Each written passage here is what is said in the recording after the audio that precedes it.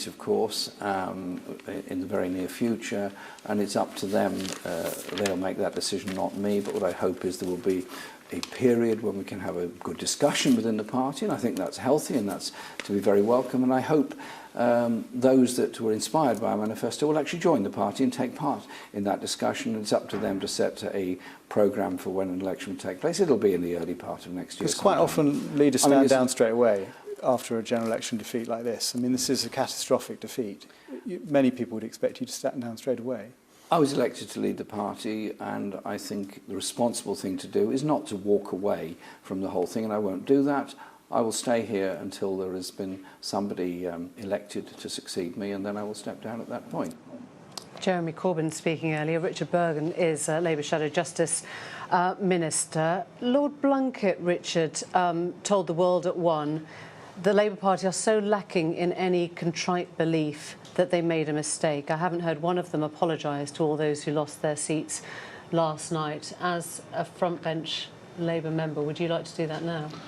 Well, I was heartbroken for two reasons last night. Firstly, when I think of people like one of my heroes, Dennis Skinner, people like my friend Laura Pidcock and all the other fantastic colleagues who lost their seat. But secondly, I was heartbroken when I think of the people I met in my constituency and across the country who so desperately wanted and desperately needed a Labour government in order to scrap universal credit, end the bedroom tax, have a £10 hour minimum wage. I'm deeply disappointed at the results, because there's going to be 5 years of misery for the people that we seek to represent. I'll take that as a no then. Your party's not very good at apology, is it? You're heartbroken, you're disappointed, but there will be many people who look at the fact you were repeatedly told that you were going down the wrong track, and you come out of an election having lost 2.5 million Labour votes. Well, what we've got to do is analyse objectively and with humility exactly where humility? Exactly, we haven't heard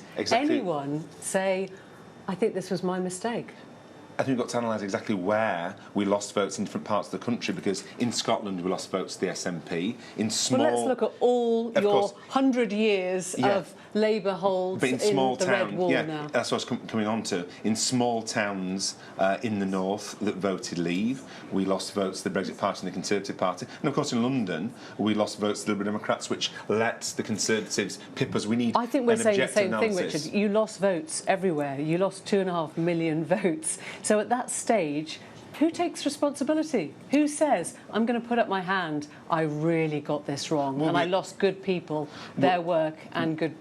Yeah, well, we all need to take responsibility, just as after 1997 to 2010, that Labour government did fantastic things, but it lost 5 million votes between 1997 and 2010 after supporting... They were in government. Yes. Three times. But they lost 5 million votes between 1997 and 2010, and everybody in the party had to reflect with humility on how we lost those 5 million votes and how we're going to get them back. So in the same way... Tony Blair was your biggest electoral asset that you've ever had. They won 3 elections, you've lost 4, and you don't seem to see that as a problem. Yeah, of course I see it as a problem, because unlike many people on the media, every day I have to speak to people who are suffering because of Conservative austerity. Every month at my advice sessions, I have to help people who are facing tough times through no fault of their own. What do you tell them?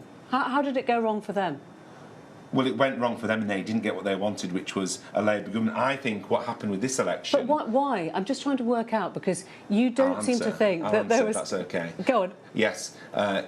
What went wrong is it became a Brexit election. The next election won't be a Brexit election. Let's look at 2017, where we gained 3 million votes, and 2019, where we suffered a bad defeat. We had the same leader, the same shadow chancellor, the same shadow Home Secretary, and a very similar manifesto. One was an electoral advance, we didn't quite win. The other was a big electoral defeat. You say the only thing that changed, election as if that was a big surprise. The only thing that changed... Why couldn't Labour fight a Brexit election? The only thing that changed between 2017 and 2019 was the fact that Brexit became an issue which overshadowed traditional party loyalties. But look... Well, a lot of things changed. People got to know Jeremy Corbyn better.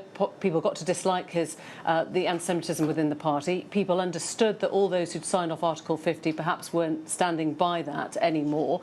But why I repeat the question, why could Labour not fight a Brexit election? It didn't come out of the blue at you. I think it was very hard for a party that supports communities, both that voted Leave and voted Remain, and there's no easy solution to this. For example, those who say... Tory voters were Remain and Tory voters were Leave. Well, they found a way through it, voters largely voted to Leave. But, for example, there's no simple solution. For those who say, if you'd only been more pro-Remain, you'd have won, look at the Liberal Democrats. Even their leader is no longer a Member of Parliament. Isn't it just a simple difference between having a party that knows what it's going to do and says, arguably repeatedly, what it's going to do, and having a party where there is no clear direction of the leadership, and having a leader who feels that he's not even obliged to make that known, who feels that it's wrong for people to ask him to make that known? I think it was right that on the issue of Brexit we tried to bring people together. That didn't work. The Conservative narrative of get Brexit done, this is a Brexit election, did work. So we need to analyse objectively and with humility what happened, where we lost votes and to whom in different parts of the country. But there is no future for the Labour Party in watering down our opposition to austerity. There is no future for the Labour Party in trying to triangulate our way back into power. You'll forgive me, Richard, if I say people might listen to this and hear echoes of Theresa May 2 years ago standing on the steps saying nothing has changed.